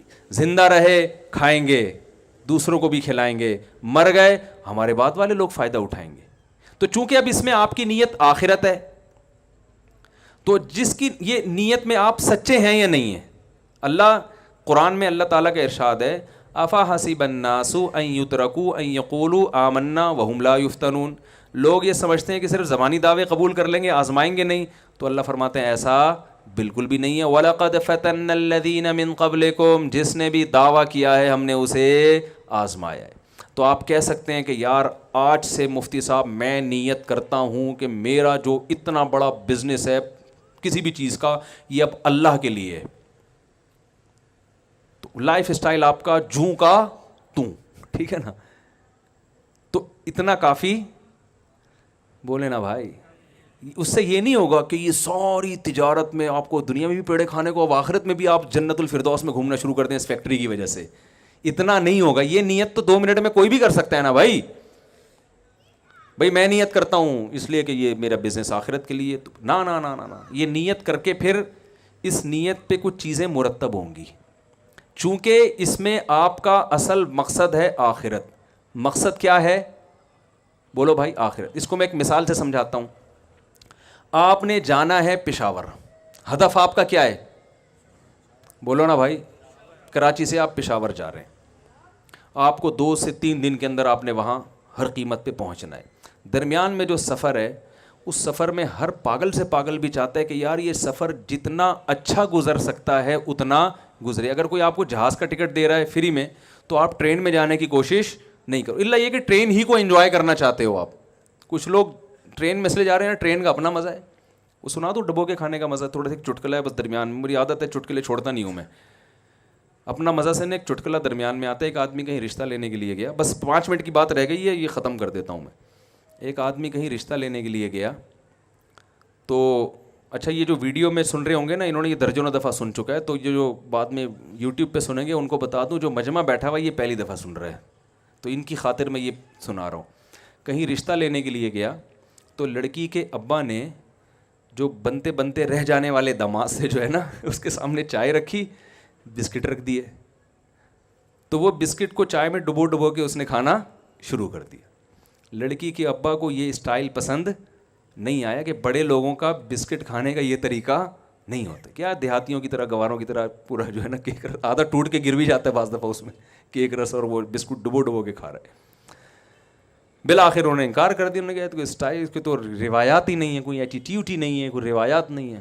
اس کو اندازہ ہو گیا کہ انکار کیوں ہوا ہے, میری اس حرکت کی وجہ سے ہوا ہے, ٹھیک ہے نا. تو گھر سے باہر جب نکلنے لگا تو اپنے ہوتے ہوتے رہ جانے والے سسر کو کہتا ہے کہ مجھے بہت افسوس ہوا کہ آپ نے بیٹی کا رشتہ نہیں دیا, لیکن ڈبو کے کھانے کا اپنا ہی مزہ ہے. وہ میں پھر بھی بولے بھائی نہیں چھوڑوں. اور واقعی اپنا مزہ ہے. جن کو ڈبو کے کھانے کی عادت ہے وہ رشتہ ملے نہ ملے انہوں نے کیا کرنا ہے. تو یہ واقعہ جب میں نے سنا تو جو بھی کوئی مجھ سے مشورہ لیتا ہے, حضرت نکاح کا پیغام بھیجنا چاہتا ہوں تو کیا کروں, میں اس سے کہتا ہوں یار اگر ڈبو کے کھانے کی عادت ہے تو تھوڑی دیر کے لیے صبر کر لینا, بعض دفعہ اس پہ رشتے ٹوٹ جاتے ہیں. تو خیر کہاں بات چل رہی تھی, کیا واقعہ میں کوئی سنا رہا تھا. ہاں آپ نے جانا ہے, آپ کا ہدف ہے پشاور جانا ہے میں نے, تو اس میں آپ ہر طرح کی آرائشوں کی آسائشوں کی کوشش کرو گے. یار اگر جہاز کا ٹکٹ ملتا ہے آرام سے تو مجھے ٹرین میں جانے کی کیا ضرورت ہے, ٹھیک ہے نا. پھر اگر آپ ٹرین میں جا رہے ہو تو آپ بزنس کلاس لینے کی کوشش کرو گے, وہاں آپ چاہو گے ہر سہولت ملے, ٹھیک ہے نا. تو یہ وہ تمام سہولتیں ہیں جو آپ کے ہدف میں رکاوٹ نہیں بن رہی, بلکہ آپ کو اپنے ہدف کے اور قریب لے کے, جتنا سکون سے سفر ہوگا تو جس مقصد کے لیے پشاور جا رہے ہو وہ مقصد اور آسانی سے حل ہوگا. ورنہ ٹرین میں ہی آدھا ہو جاتا ہے نا آدمی. 50-50 بچپن میں ہم دیکھا کرتے تھے, اس میں بڑا مزاحیہ سا وہ ہوتا تھا, بڑے سادہ سے مزاح ہوتے تھے. اس میں دکھایا کہ لاہور سے کراچی ٹرین آ رہی ہے. ٹرینیں اس زمانے میں آپ کو پتہ ہے کہ اتنا رلاتی تھیں, تو اس میں بتایا کہ لاہور میں کچھ بچے چڑھے, ان کا انٹرویو لیا گیا, کہاں جا رہے ہو جی, اسکول کی چھٹیاں کراچی گھومنے جا رہے ہیں. جب ٹرین کراچی پہنچی ہے تو بچے بڑے ہو چکے تھے. بچے کیا ہو چکے تھے, ان کی جو پینٹیں تھیں وہ چڑیاں بن چکی تھیں. یعنی ٹرین اتنی لیٹ ہوتی تھی کہ بچے کیا ہو گئے, بڑے ہو گئے, ان کی پینٹیں چڑیاں بن چکی ہیں. ایک بوڑھے نے جو ہے نا وہ ایک جوان بوڑھا ہو گیا تھا, تو بیچارہ کانپتے کانپتے کھڑکی سے باہر ہاتھ نکال کے اسٹیشن پہ کہتا ہے کراچی آ گیا. انہوں نے کہا آ گیا, بس یہ کہا اور بیچارہ مر گیا کہ بھائی میری زندگی ختم ہو گئی. تو اگر آپ اس قسم کی ٹرین میں جاؤ گے تو ظاہر ہے وہاں جا کے آپ جس کام کے لیے گئے تھے وہ تو نہیں ہو سکے گا نا. تو آپ ہر وہ چیز جو ہدف تک پہنچنے میں رکاوٹ بن رہی ہے اس کو سائڈ پہ لگا دو گے, اور جو رکاوٹ نہیں بن رہی وہ تمام عیاشیاں آپ کرو گے, ٹرین میں بھی جہاز میں بھی. پیاس لگ رہی ہے پانی پیو گے, کولڈ ڈرنک کا دل چاہ رہا ہے آپ کولڈ ڈرنک پیو گے, چائے کا دل چاہ رہا ہے آپ چائے پیو گے, کیونکہ آپ سمجھتے ہو کہ بھائی یہ چیز میں اگر چائے, میرے سر میں درد ہو رہا ہے میں چائے نہیں پیتا تو اس سے کوئی پشاور جلدی تھوڑی پہنچ جاؤں گا میں, پی لو, کس نے منع کیا ہے. تو یاد رکھیں آپ کا ہدف اگر بزنس سے آخرت ہے اور آپ چاہتے ہو کہ قیامت میں پیغمبروں کے ساتھ آپ کا حشر ہو, مسلمان تاجروں کے ساتھ, ابو بکر, عمر, عثمان, علی رضی اللہ عنہم, امام ابو حنیفہ بھی تاجر تھے, امام ابو حنیفہ کے تو سمندر میں بحری جہاز چلا کرتے تھے تجارت کے, امام بخاری تاجر, عبداللہ بن مبارک تاجر, سارے جتنے محدثین بڑے سارے تاجر. تو آپ چاہتے ہیں ان کے ساتھ آپ کا حشر ہو, تو میرے بھائی ذرائع پہ سمجھوتا کرنا ہے, مقاصد پہ سمجھوتا نہیں کرنا.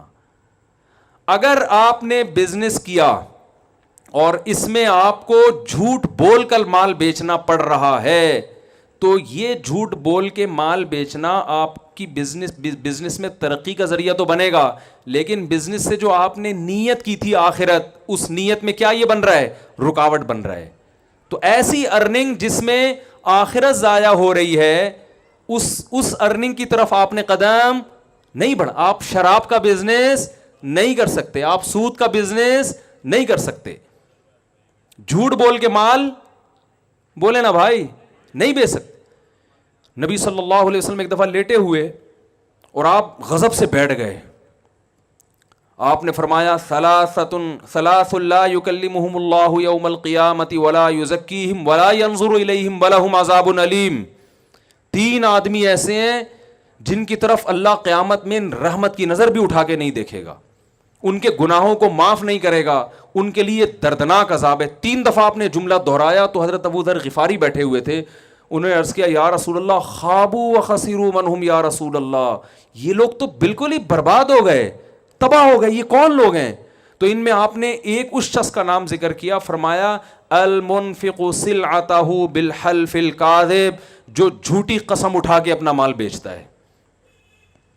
کتنی بڑی وعید ہے بھائی. آج ٹوپی کرانے کو ایک کمال سمجھا جاتا ہے, چونا لگانا, ٹوپی کرانا, یہی اس مارکیٹ میں یہی الفاظ چل رہے ہیں نا, الو بنا دیا, چونا لگا دیا, ٹوپی کرا دی, یہی کچھ چل رہا ہے. تو آپ نے تجارت کے دوران جھوٹ بولو بھائی نہیں بول, اس سے ارننگ کم ہوگی, جتنی ہوگی اس میں برکت ہوگی. دیکھو برکت ایک الگ, یہ برکت کا انگلش میں ترجمہ نہیں ہے کیونکہ انگریز برکت کو مانتے نہیں ہیں. برکت کیا ہے؟ ایک آم کی گٹھلی زمین میں لگائی, لاکھوں آم پیدا ہو گئے حالانکہ نظر نہیں آ رہے تھے. تو اللہ نے قرآن میں فرمایا کہ اللہ ایسے لوگوں کے مالوں کو بڑھاتا ہے جیسے گندم کے ایک دانے سے 100 دانے پیدا ہوتے ہیں, ایسے اللہ تعالیٰ بڑھاتا ہے. ایماندار تاجر کا جو مال میں برکت اس اسپیڈ سے ہوتی ہے, اتنی اسپیڈ سے مال میں برکت ہوتی ہے. تو پہلا آپ نے التزام کرنا ہے کہ تجارت میں جھوٹ بولو بھائی نہیں بول. رشوت دینا بعض صورتوں میں جائز ہے. کسٹم میں آپ کا مال پھنسا ہوا ہے, کسٹم کا جو آفیسر ہے وہ رشوت لیے بغیر مال کو کلیئر ہی نہیں کر رہا اور آپ حق پر ہیں, وہ زبردستی کر رہا ہے آپ کے ساتھ. تو میں اس لیے جائز چیزیں بھی بتا دیتا ہوں کہ لوگ پھر کہتے ہیں یار 100% اسلام کے مطابق تو بزنس پھر ہمارے لیے ممکن ہے ہی نہیں. اب اگر کنٹینر آپ کا پھنسا ہوا ہے پورٹ پہ, کسٹم والے کہہ رہے ہیں کہ پیسے دو تو چھوڑیں گے, آپ کہہ رہے ہیں رشوت دینا حرام ہے, لینا بھی حرام ہے, تو اس کا مطلب پھر ظاہر ہے آپ کو یہ بزنس چھوڑنا ہی پڑے گا نا, وہ تو وہیں رہے گا قیامت تک, وہ ایلفی سے چپکا کے چلے جائیں گے. تو رشوت کا اصول یاد رکھیں. یہ میں اس لیے کہہ رہا ہوں کہ کچھ چیزیں لوگ ناجائز سمجھ رہے ہوتے ہیں, حقیقت میں اس کی گنجائش ہوتی ہے, تو وہ علماء سے آپ نے پوچھنا ہے کہ اس کی شرعاً کتنی گنجائش ہے کتنی نہیں. رشوت دینا بھی حرام ہے, لینا بھی حرام, لیکن جب دینے والے کا مقصد کسی کا حق ضائع کرنا, اور لینا تو ہر صورت میں حرام ہے, تو جب آپ کا مقصد کسی کا حق ضائع کرنا نہیں ہے بلکہ اپنا حق لینا ہے جو بالکل جائز حق ہے, تو پھر علماء کہتے ہیں کہ لینے والے کو گناہ ملے گا, دینے والے کو گناہ نہیں ملے گا. سمجھ میں آ رہی ہے یہاں پہ؟ تو پھر ایسی مجبوری میں علماء بھی کہتے ہیں بھائی اس میں وہ تو اس کا قصور ہے نا, وہ آپ کا جائز حق بھی آپ کو نہیں دے رہا. لوگ ہم سے مسئلہ پوچھتے ہیں, یار گورنمنٹ میں میری جاب مل گئی ہے, میں اور امتحان پاس کر کے میرٹ کی بیس پہ میں گیا ہوں, وہاں صرف رشوت کی بیس پہ کسی نااہل کو لا کے بٹھایا جا رہا ہے. تو کیا ہمارے رشوت دینا جائز ہے؟ میں کہتا ہوں یار آپ کا جائز حق ہے, آپ اس کے اہل ہیں. وہ رشوت دے کے ایک نااہل آدمی کے آ جائے تو اس سے بہتر نہیں ہے کہ آپ کتے کے منہ میں ہڈی ڈال لی ہے نا, ٹھیک ہے نا, وہ چپ ہو جائے گا. تو آپ دے کے اپنا جائز حق وصول کر سکتے ہیں. تو اس لیے علماء سے پوچھا کریں کہ اس میں جو ہے نا کافی چیزوں میں تفصیل ہوتی ہے. تو پہلا کام کیا کرنا ہے بھائی؟ جھوٹ بولے نا بھائی, نہیں دینا. دوسرا کام یہ کرنا ہے کہ تجارت میں چونکہ مذہب کا حصہ ہی ہے, فضیلت مذہب نے بیان کی, تو عبادت سمجھ کے کرنا ہے. اور عبادت تھوڑی اچھی ہوتی ہے, زیادہ اچھی ہوتی ہے. میں بڑے بڑے تاجروں سے ملا ہوں, ان سے میں پوچھتا تھا آپ اتنا بیوں, کہہ رہے ہیں یار اتنی کروڑ ہماری آمدن ہے ماہانہ. میں نے کہا آپ یہ جو آپ کی ماشاءاللہ آپ 5 کروڑ کما رہے ہو, اس کو 20 کروڑ کر سکتے ہو؟ کہہ رہے ہاں اگر پلاننگ کریں بیٹھ کے کریں تو 20 بھی ہو سکتی ہے, لیکن چھوڑو یار جب اللہ نے اتنا دے دیا تو کیا ضرورت. تو میں کہتا ہوں یہ آپ 5 کروڑ چونکہ اپنے پیٹ کے لیے کما رہے ہو, اس لیے آپ اس کو بڑھانے کی فکر نہیں کرتے. آپ 5 کروڑ کو پلاننگ کر کے اگر 20 پر لے جا سکتے ہو تو بھائی 20 پہ لے جاؤ. وہ 15 کروڑ میں تو مذاق میں کہتا ہوں مجھے دے دینا, مذاق میں ہے, حقیقت میں نہیں بھائی. وہ 15 کروڑ آپ اور اچھا کھا لو, آپ جناب مدارس بنا لو, آپ یتیم خانے بناؤ, آپ ہاسپٹل بناؤ, آپ ٹرسٹ میں دے دو, آپ ایک ٹرسٹ بنا لو. تو کیوں اپنی دیکھو غیر مسلم تاجر اپنی تجارت کو کبھی محدود بولے نا, یہودی کبھی کرے گا یار 5 کروڑ کما, چھوڑو یار, وہ کہے گا 5 کروڑوں کے 25 کیسے ہو جائیں. ہاں اس 5 کروڑ کو ہوس کی بنیاد پہ اگر 10 کروڑ کرنا چاہتے ہو, یہ شریعت میں پسندیدہ نہیں ہے. اور ہوس کی علامت ہے کہ پھر جائز ناجائز کی پرواہ چھوڑ دیتا ہے. جیسے ہمارے بہت سے سیاسی لیڈر ہیں 5-5 ارب کے اثاثے ہیں, لیکن ان کی توند بھرنے کا نام نہیں لے رہی. وہ چاہ رہے ہیں کہ پھر دوبارہ آ جائیں, پھر تو اس پہ حیرانگی ہوتی ہے بھائی تیرا پیٹ اتنا سا ہے, موت کا کوئی بھروسہ نہیں کب آ جائے. تو ایسے شخص کے لیے ضرورت نہیں ہے. اس کے لیے حدیث میں آتا ہے نبی صلی اللہ علیہ وسلم نے فرمایا جسے 2 ٹائم کھانے کو مل جائے, سر چھپانے کے لیے جگہ مل جائے, جسم کسی بڑی بیماری سے پاک ہو جائے, تو گویا پوری دنیا کی دولت سمیٹ کے اللہ نے اس کو دے دی ہے. تو اب ہوس کرنے کی اجازت نہیں ہے. تو اگر ہوس کی بیس پہ آپ 5 کروڑ بھی کما رہے ہو تو غلط ہے, اور ہوس کے بغیر 5 ارب بھی کما رہے ہو تو اس کو 10 ارب پہ لے کر آؤ آپ. کیونکہ دنیا کی لگام مسلمانوں نے اپنے ہاتھ میں لینی ہے. تو یہ لگام دنیا کی اپنے ہاتھ میں لینے کے لیے 8-10 کروڑ کی تجارت کافی نہیں ہے. تو بڑھاؤ اس کو. ہاں اعتدال ضروری ہے کہ اتنا اس میں فکر نہ ہو جائے کہ نمازیں ضائع ہوں, صحت خراب ہونا شروع ہو جائے, بیوی بچوں کو ٹائم ہی دینا چھوڑ دیں. ایک ابھی واقعہ سامنے آیا, ایک صاحب سارا دن بزنس میں لگتا تھا ان کا, صبح جب گھر سے صبح نکلتے بچے سو رہے ہوتے تھے, جب گھر آتے تو بچے سو چکے ہوتے تھے, سارا دن دکان پہ. تو ایک دن بچوں کی آنکھ کھلی, امی سے پوچھ رہے ہیں یہ صاحب کون ہیں جو بغیر پوچھے گھر میں آ جاتے ہیں. اور ایسا نہ ہو, وہ تو عبادت کرنے کی اجازت نہیں ہے اتنی زیادہ کہ آپ سب کے حقوق ضائع ہونا. تو بعض تاجروں نے ہوس میں, یہ نہیں کہ آخرت کے لیے, دنیا کی ہوس میں تجارت کو اتنا مسلط کر لیا ہے کہ دماغ ان کا ہر وقت کھوپڑی ان کی گھومتی رہتی ہے, نہ صحت کی پرواہ نہ ان کو بیوی بچوں کی پرواہ, پاگل ہو گئے ہیں. اجملوا فی الطلب وتوکلوا علیہ, حدیث میں آتا ہے کمانے میں اعتدال سے کام لو اور اللہ پہ توکل, کہ اتنے گھنٹے میرے لیے اس کام میں صرف کرنا میری صحت اجازت دیتی ہے, بس اس کے بعد اللہ پہ توکل کروں گا کہ اسی میں اللہ مجھے انشاءاللہ نواز دے گا. پلاننگ پہ زیادہ زور لگاؤ, ٹھیک ہے نا, زیادہ ہدف کس کو بنانا ہے؟ پلاننگ. تو ہم دنیا میں جہاں بھی, میرے جو باہر سفر ہوتے ہیں تو زیادہ تر تاجر ہیں جو علماء کو باہر بلاتے ہیں بیانات کے لیے, ان کو اللہ نے وسائل دیے ہوتے ہیں. تو میں لوگوں سے کہتا ہوں یار اگر یہاں مسلمان تجارت نہ کرتے تو یہاں علماء کے تبلیغی سفر نہیں ہوتے. جتنے مدارس چل رہے ہیں یہ کون چلا رہا ہے؟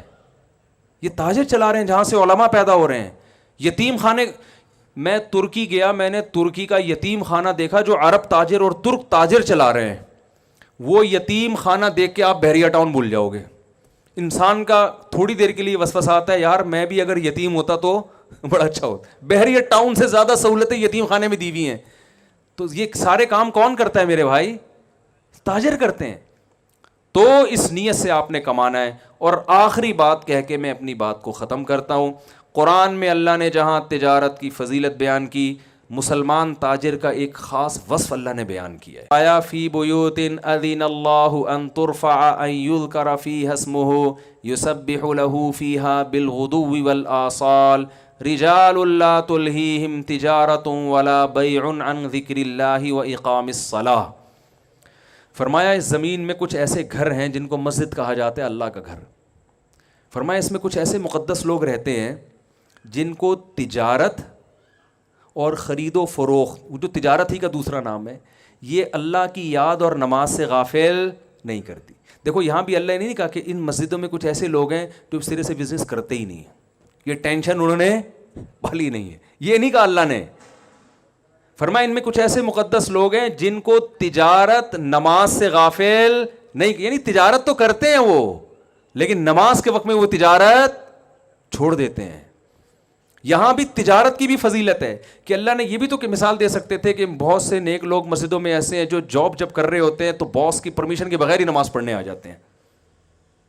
بھائی کمانے کے تو بہت سارے ذرائع ہیں نا، یہاں بھی اللہ کمانے کے صرف ایک ذریعے کو ہائی لائٹ کر رہے ہیں، وہ کیا ہے؟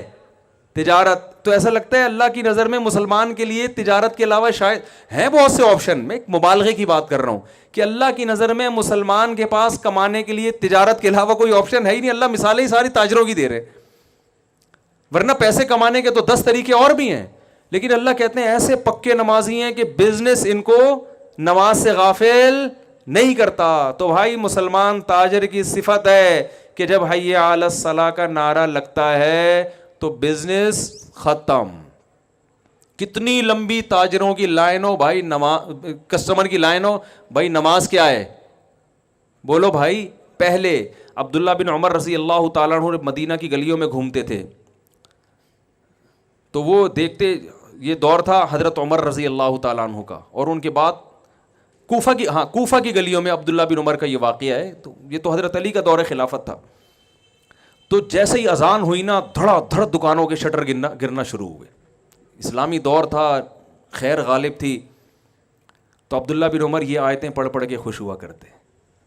ساری تجارتیں مسلمان کیا کرتے، جیسے ایک زمانے میں سعودی عرب میں ہوتا تھا نا، اب تو نہیں ہو رہا. اذان ہوئی اور دکانوں کے ٹھک ٹھک ٹھک آوازیں آتی تھی کہ نہیں آتی تھی؟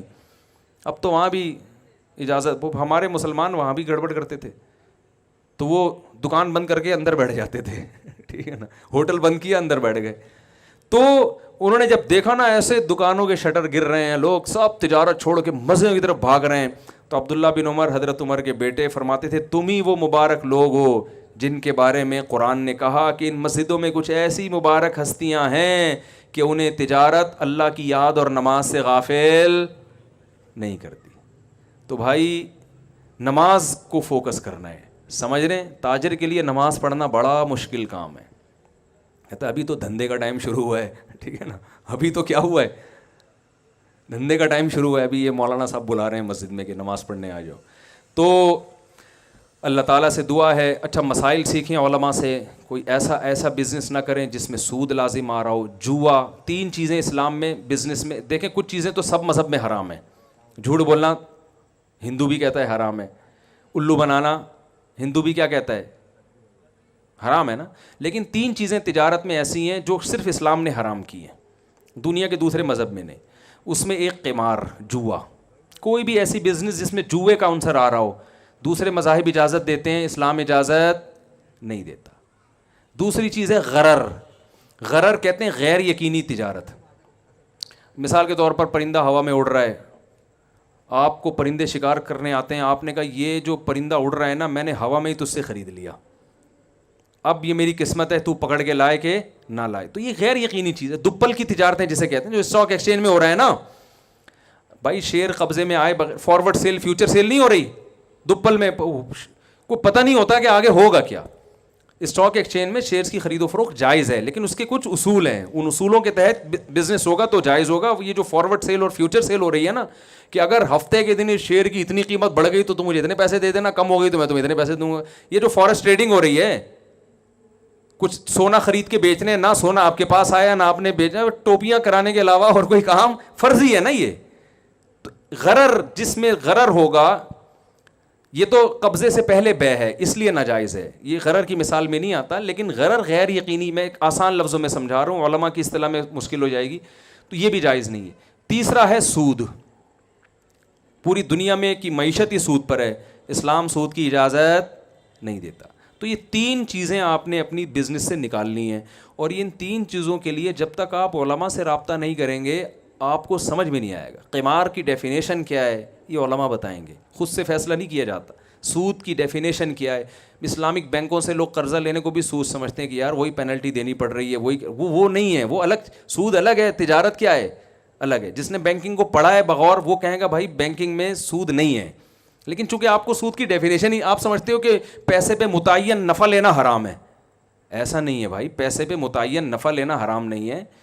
پیسے کے ذریعے اسی جنس کا پیسہ لینا ایک مشروط معاہدے کے ساتھ یہ حرام ہے. تو یہ پھر لمبی تفصیل ہو جائے گی اس کی. تو خلاصہ یہ کہ آپ نے مسائل کا علم کس سے سیکھنا ہے. بڑے بڑے دینی مدارس ہیں, وہاں مفتیوں سے ملیں, پوچھیں بھائی کیسے کوئی سود نہ ہو جائے. زکوٰۃ نکالنی ہے اور اپنے مال میں برکت کے لیے صدقات و خیرات بھی کرنے ہیں. نبی صلی اللہ علیہ وسلم نے فرمایا صدقہ کبھی مال کو کم نہیں کرتا. تو مال بڑھانے کا نسخہ ہے کہ صدقات و خیرات کیے جائیں. اللہ تعالی ہم سب کو سمجھنے کی, عمل کرنے کی توفیق عطا فرمائے. کوئی سوال جواب, ٹائم نہیں دینا.